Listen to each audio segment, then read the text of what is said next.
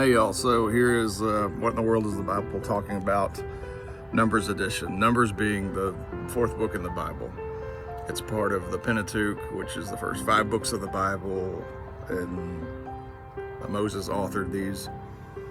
But the fourth book is Numbers, and here's a brief commentary on that.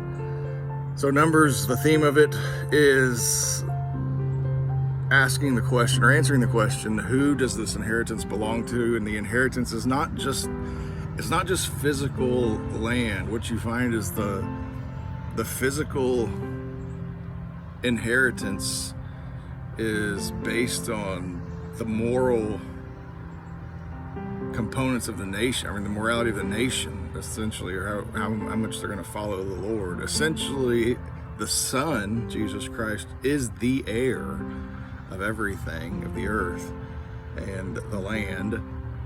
But Numbers is sorting out who is going to be a part of this inheritance, essentially with the Son, which that'll be detailed a little bit later. But the book of Numbers can be divided into 2 sections. You got 2 censuses, one of an older generation that rebels, complains,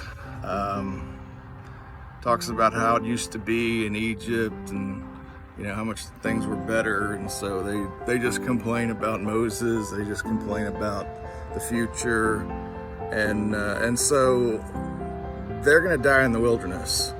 That's the first census. They start off okay, but that runs from chapters 1 through 25. And chapters 26 through 36 are the second census, the new generation that comes up that's actually going to get the inheritance, or actually going to go into the promised land. But to kind of parse it out a little bit, the first 25 chapters, you've got the arrangement of the tribes, in what order, how they're gonna be situated around the camp as they travel. You've got some laws that are re-administered. You've got offerings that are brought. You've got the duties assigned, the priestly duties, and they're assigned as well. And so about chapters 1 through 9, I guess, are basically getting prepared to go. And as soon as they get ready to start moving towards the promised land, the complaining starts. And then you have these men rise up. There's a priest and then a couple of men from the oldest tribe, the tribe of Reuben, and just old school type. They rise up and they basically ask, who's Moses? Who are you to tell us what to do and where to go? And so there's this little sedition, there's this little rebellion that shows up out in the wilderness. It's quickly put down. I mean, to put it in, I guess, modern understanding, essentially everyone in that camp that was going to rebel and starts complaining about leadership, they essentially fall into a sinkhole, and it's incredible. But that's about chapter 10.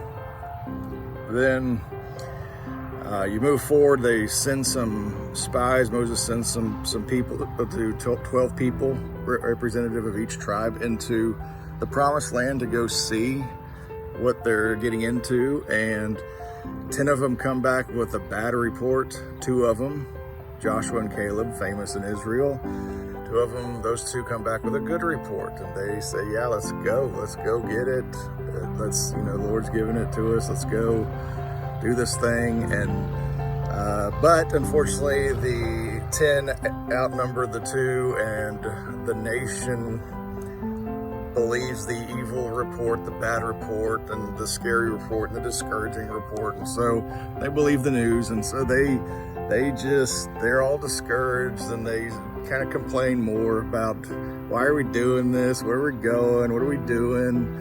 And so the Lord gets tired of it. Moses gets tired of it and says, essentially, okay, you guys are gonna be stuck in the wilderness. You're just gonna be stuck, and you'll all die out here. Apparently this is what you want. You just want to, we got you out of slavery, out of Egypt, where you were slaves, and we're headed to a good place, and you don't want it. So, oh well, here we are. So this is where you'll be. And it's a sad commentary on the nation, but this is what happens with the first generation. A couple of interesting points in this.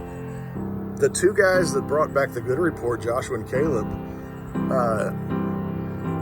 one of them's not even a full-blooded Jew. One of them's part Kenizzite or something.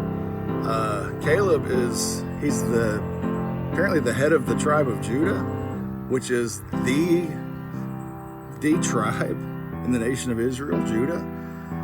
But the guy that's the head of the tribe is not even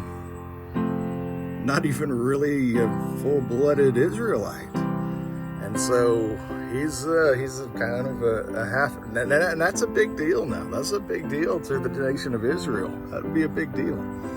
So Caleb comes back with a good report. Joshua comes back with a good report. As you know, probably Joshua becomes he's Moses' minister. He's a guy that helps Moses out quite a bit.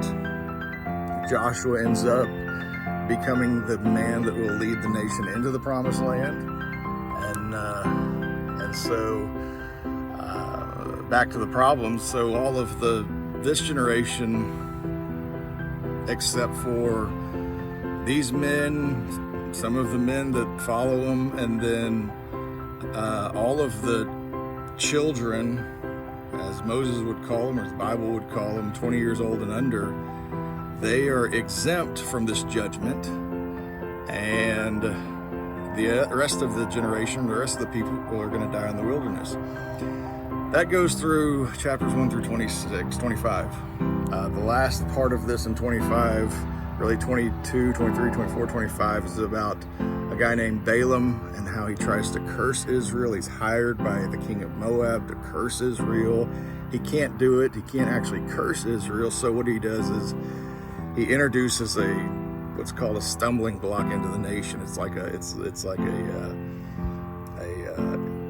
perversion or corruption into the culture of Israel, and the culture eats it up. It's immorality, and the culture eats it up. The Israelites, they fall for it, and so a lot of them are destroyed because of it. And so that generation dies in the wilderness. Then chapter 26, census number 2.